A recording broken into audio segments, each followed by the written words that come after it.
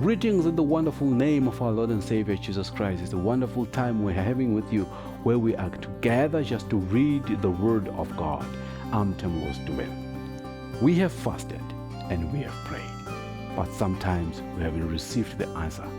God talks to Israel and tells them their fasting does not work, but there is a special kind of fasting that He expects from His own.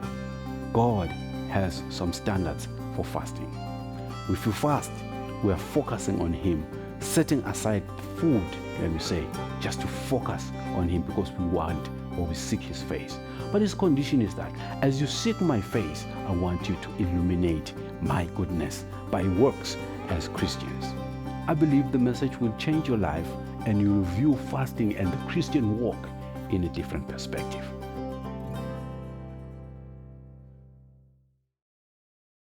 The church today is viewed as a spiritual place.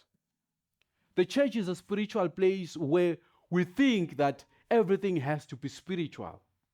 We gather each and every Sunday, each and every midweek prayer, all-night prayers. We pray it is too spiritual, such that we have become earthly useless. There is too much prayer in the house of the Lord, and we call people time and again for all-night prayers, half-night prayers, prayer and fasting, all those things. The church has engaged in that. And in the church, we see individualism, where it is my own. I own whatever I'm doing. It is me who does whatever I do. It is just me. Individualism is in the church today. Let us read the Bible in the book of Isaiah chapter 58. I'll read from verse 1 to 10 from the ESV, and I read, "Cry aloud, do not hold back.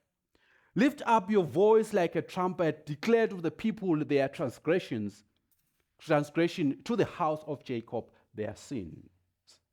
Yet they seek me daily and delight to know my ways, as if they were a nation that did righteous and did not forsake the judgment of their God. They ask of me righteous judgments.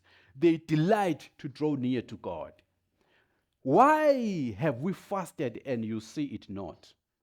Why have we humbled ourselves and you take no knowledge of it?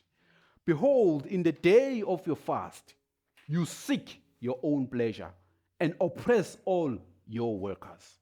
Behold, you fast only to quarrel and to fight, and to eat with a wicked feast.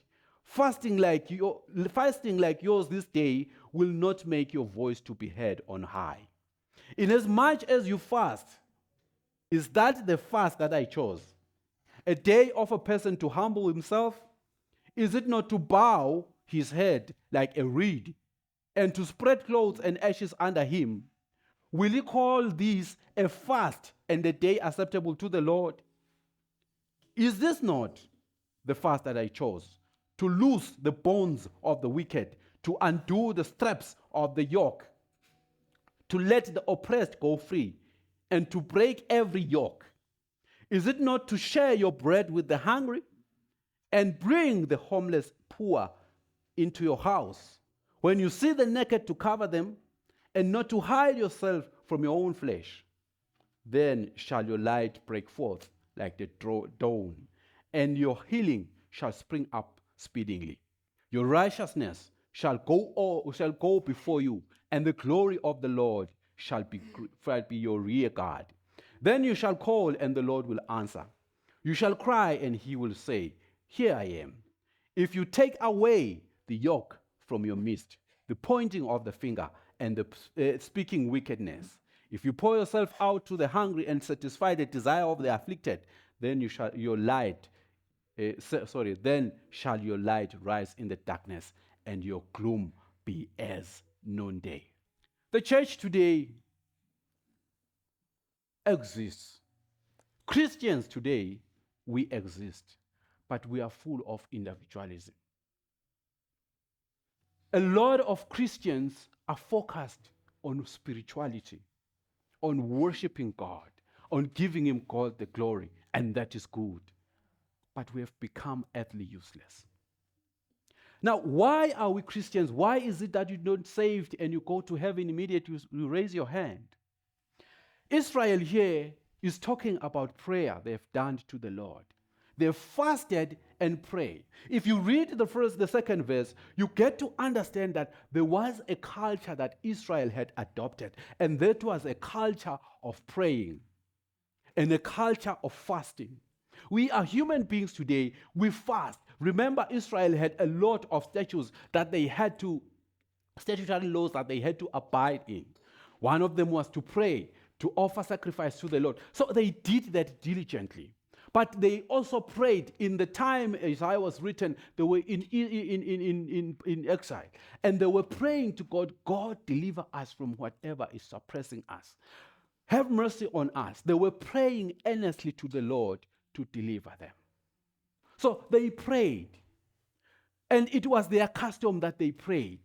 And it was good. Just like we have a custom of prayer in January. Some of us, they fast maybe every week. Some of us, they also pray maybe twice a month. They go to a prayer meeting where people are praying. It is a good thing to do.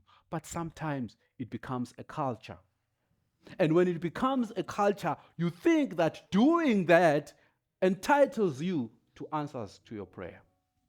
You think that that is what God really wants. You've heard people say, I go to church, and they think that is heaven. There are people that actually are faithful in their tithes and offering, even giving to the pastor sometimes, and giving to the church. They are faithful, and they think that is the way to heaven, and that's the way God wants it. It is not complete. So Israel was thinking they qualify. Why? Because they were doing the fasting and prayer. Verse 2 says, day after day you worship him and seem eager to learn his teachings. You act like a nation that wants to do right by obeying the law. You ask him about justice and say you enjoy worshiping the Lord. They pretend, there's pretense that existed in Israel. This pretense existed such that they thought whatever they were doing was good. And now they said, we enjoy worshiping Lord, God. Just like we say today, we are in your presence, Lord. We enjoy your presence. We enjoy to worship you, and we even cry to the Lord. It is good to cry to the Lord. I don't dispute that. It is good. But what we are learning here, there is pretense. We don't have to pretend as if we are serving God and pretend that doing what is righteous, like going to church, offering, makes us to be in right standing with God. That's a big mistake. So Israel acted like that. As human beings, let's not be deceived by attending church and offerings. God wants a personal relationship with us. And he also wants us to be relevant to our generation. They asked now, Israel had been praying, fasting, doing all those things, claiming that we are faithful, God, to do what you have said to us. Now they say in verse 3, why have we fasted and you see it not? They are asking God, these are the Israel. Why have we humbled ourselves, which is fasting, and you have not taken knowledge of it? It's like they see that God does not answer their prayer. It's like they've prayed and God is not answering. Just like we have prayed, just like people have prayed, they are not receiving their answers. And they're asking God, we've been faithful, God, we fasted for 21 days. God, we prayed earnestly, we read your word. Where is the problem? Behold, now God explains, in the days of your fast, you seek your own pleasure and oppress all your brothers. And now I want to bring to the context of what was happening. If you read Isaiah chapter 34, Jeremiah 34, verse 8 to 12, it reveals what was happening in Israel. I'll start in this way. The Bible in the book of Leviticus, time and again, God talks about the law, in the law of Moses, that there shouldn't be any slavery. Israel should not make another person a slave. If they do, after 7 years, the person has to be released. But what was happening here, Israel had made other Israel slaves. That is fine. But after the 7 years, they were not releasing them back. In other words, they were defiling God's law. They were not doing what the law of the Lord said. They were breaking the covenant.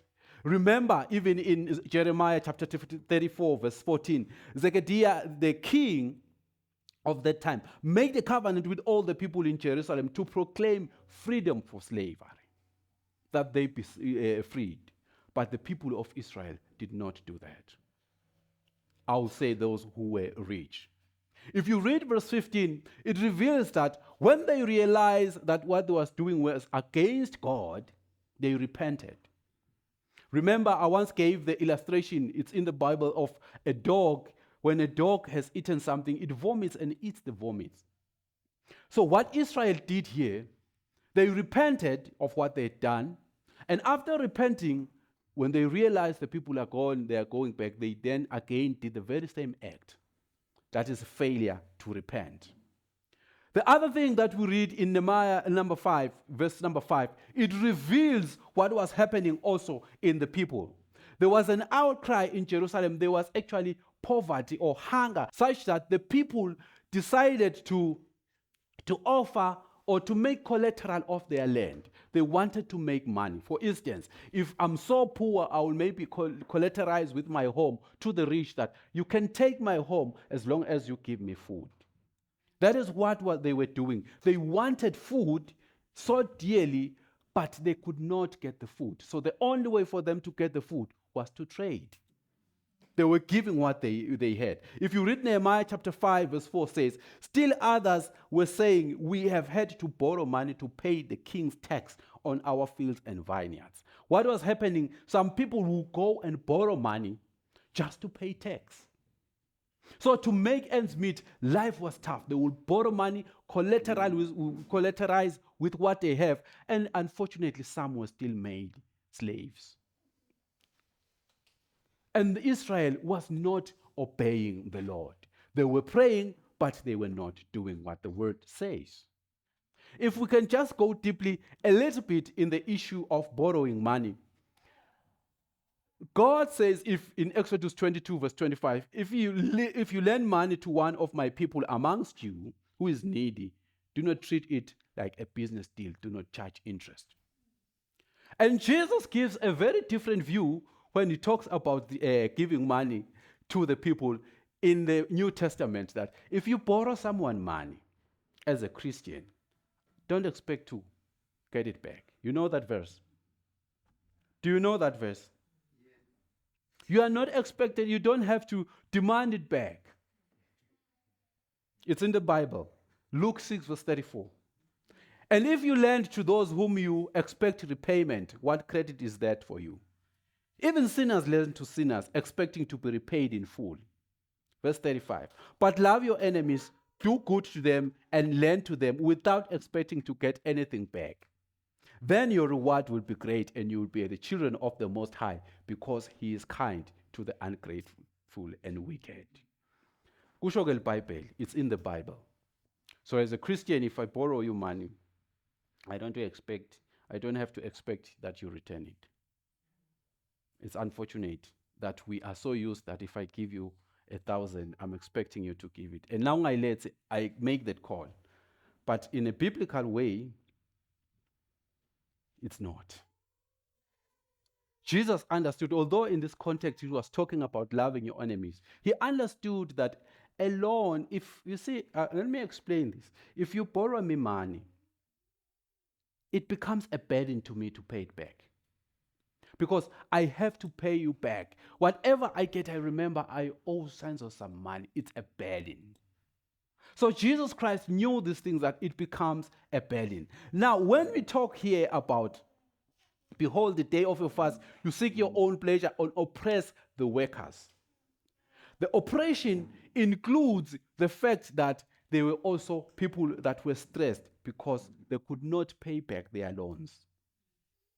So God commands us today that let us do the word of God as it is.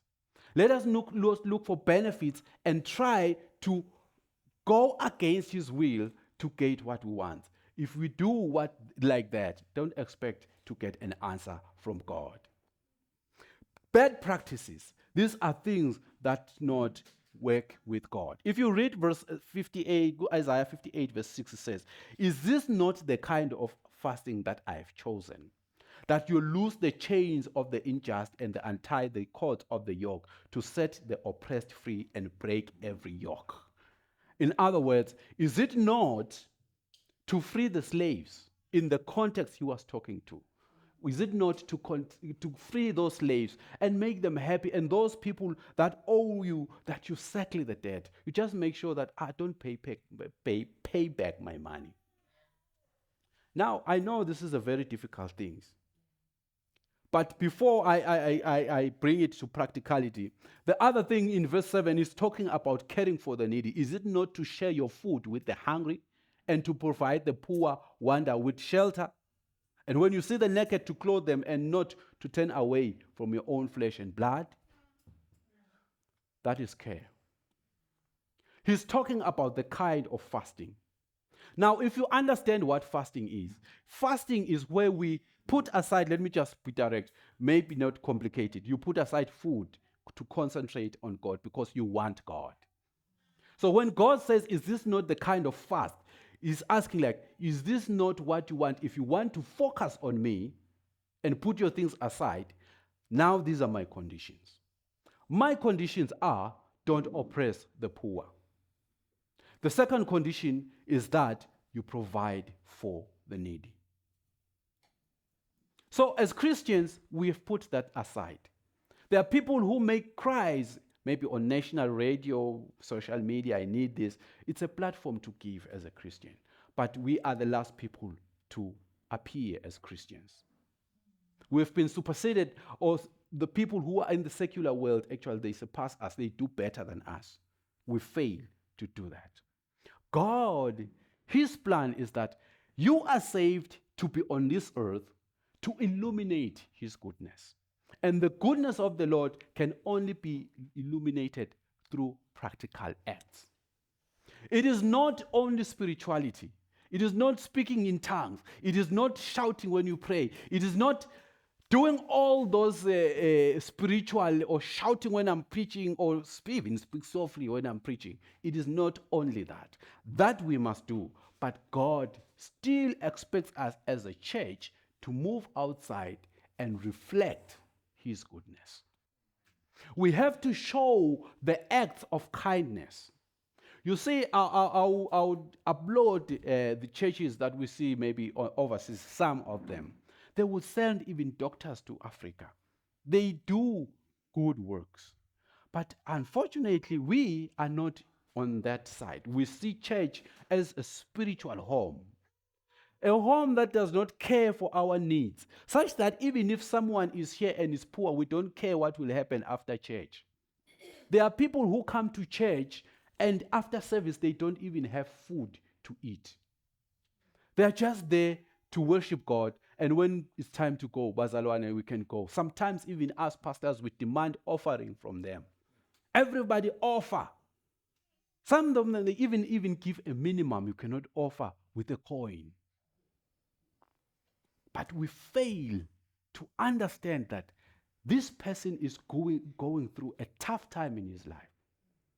Some people come to church, they haven't even had breakfast, not because they've decided to fast, but it is because they don't have anything and the church is irrelevant.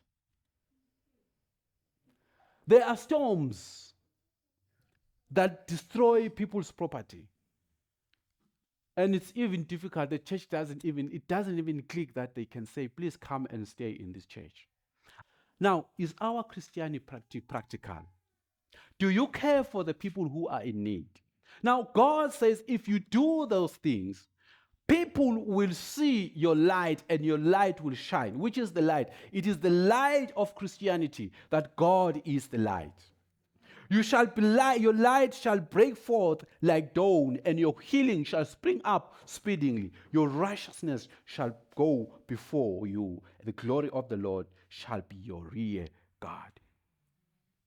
It is only if we care for the people. It is only if we release that are under us, people who are our slaves. Let me talk maybe in our language. We have people that we have employed. Some of us, they have some people who help us, housekeepers. Some of us actually even run businesses. We've employed people. There are many things that we do. How do you treat those people? Can they attest that you are a Christian? Can they say that we know Babe Dube, he's a Christian, the way he treats us? I don't mean to be a fool, but to act in a Christian way. That they know that this is a man of God. Not because he prays when he comes to the office and speak tongues and speak, oh, hallelujah. No, they can read it from your life. You give to the needy. You care for their needs. And the atmosphere is a godly one because God, when he created man, he wanted to illuminate his goodness. That's why he made us into his image. Because he wanted us as human beings to show how good he is. But we failed to do that. We have only spiritualized everything. Everything is now spiritual. We focus on prayer. We focus on fasting. We focus on all-night prayers. Everything is spiritual. Oh, dynamic. Everything is too spiritual. And we are earthly useless. And people cannot see Christ. They cannot see this thing of Christianity. And we have lost Christianity because of that. People are not changing into Christianity, but are changing to Islam because Islam cares for people. They provide food. They will slaughter a beast, and people of the community will come and eat.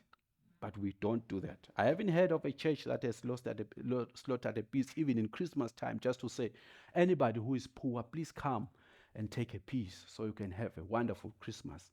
I haven't heard that. It's true, some churches, they call people and they give them some things. There was one church I've heard about that actually time and again, they call the community old ladies to come and receive some food packages. That is good. But are we relevant as a church? So the Bible says it is only if we do these acts where our light will break forth. And when people see Christ, God, the goodness of God in the way we live, the Bible says in verse 9, then you shall call and the Lord will answer. You shall cry and he will say, here I am. If you take away the yoke from the midst, the pointing of fingers and speaking the wickedness. Amen. If you pour yourself to the hungry and satisfy the desires of the afflicted, then your light shall rise in the darkness and the gloom be as the noonday. Our lives will only shine for God if we act. I don't know how we can do this, but I want it to be practical in your life. You don't have to have millions to participate in the kingdom of God. Just do what you do. It has been part of our culture as the Swazi people to give. When your harvest is ready, you would share with people. But we all put that aside due to civilization. Individualism took place, and people cannot see Christ in us. The church actually now is viewed as a place of receiving rather than giving. Christians are people who just receive other than give. You bless me, my brother. You bless me, my mother. You bless me, my brother. Bless the man of God. And the man of God never blesses. The church receives all the tithes. The church never gives back to the community, and the community cannot see Christ. We have a number of churches around, but I haven't seen any of those churches giving to the needy women in this place. People cannot see Christ. That's why we've prayed, and our prayers have not been answered. We are earthly useless. Let's be earthly useful as a church. Let people see Christ in us, not only with our lives, but with what we act and do. Give to the needy. Where you can offer assistance, do. It's my prayer that in this church as we grow, we have it as part of our lives to care for people, just to give to people. If we do have, let it be. It is my wish that maybe we'll start even just a box, a small box, in the corner there. It will stay there. We can keep it here. That even if you go to maybe to Pick and Pay, you buy something and you say, this soap is cheap. Let me add maybe 2. You bring the 2 to the church. It's not for the pastor, it's not for who so and so, but it is for the person who is needy. I believe there are people here who have been given a gift of identifying people who are needy and they can help them. And people will see the church. Other than the church, even yourself, giving to people. I remember at some point in time we're in South Africa, there are these people, when you park your car, they say, let me look after your car, whatever, you know them, you know. And we were with one lady, and I actually said to see, I was giving this person the money, and I said to this lady, you know what? This is an opportunity for us as Christians to give. Don't look at it from a point of view of a needy person and a poor person who is desperate. But if you take the perspective like, this is an opportunity to give, I give. Let's learn to give.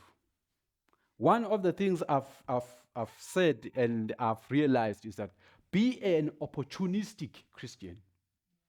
What is an opportunistic Christian? That's a Christian that when he hears there's an opportunity to give, he gives. When somebody says, I need some uniform, you are there with your 10 malangen, because that's what you offer, you afford. It doesn't mean you have to bring the whole shoe. I can afford 10 malangen. How many churches have decided to buy school kids shoes? But we've seen banks do it. The secular said, the church is comfortable, come to church, we preach to people, but we fail to be practical. And then we go and pray and fast, and it's not practical. God says, this is the kind of fasting that I've requested. This is the way you should focus on me, by also illuminating my goodness by the good acts. So God wants us to treat, even if someone is owing you, God expects that you don't just go and take even his cows, his donkeys, his car. That's not Christianity. People won't see Christ in you. As a church today, let's help the needy. Let's help the people around us. What we can. It doesn't mean, Bazalwane, you have to have a lot of money. With the little you have. If you have avocado tree that has got 100 avocados, you cannot eat 100 avocados in a week. Give some to the people. Don't give to the pastor only. Give even to people. Please take. Amen. As we close, I want us to pray. We've come to the end of the service. I'm sorry to preach a practical gospel today, but that's what God wants. If he says, may your kingdom come, that is part of the things he's talking about. We have to illuminate his goodness. Father, in the name of Jesus Christ, we have read your word. You are a practical God who wants us to see you by the acts that we do. So it is our prayer, Lord, now in the name of Jesus Christ, that God, may we live the way you want us to, and may we illuminate your goodness, such that when we call on you, you hear our prayers. When you say, Father, we are hungry, he will hear. When you say, Father, we need this and this, you will answer. And people, if we act as you want, will see your goodness. In Jesus' name we've prayed. Amen. Well, that's all we had for you today. I believe the message has changed your life. Now you know that as Christians, we are called to illuminate his goodness. And as we illuminate his goodness, his light or Christianity will shine, and people will see God in what we do. And the Bible says, where we just read, God will hear when you call on him. That is when our fasting will be effective. We will fast and pray, and God will answer. I believe you will apply these principles in your life. Your prayer and your fasting life will never be the same. God willing, let's meet next time. Goodbye.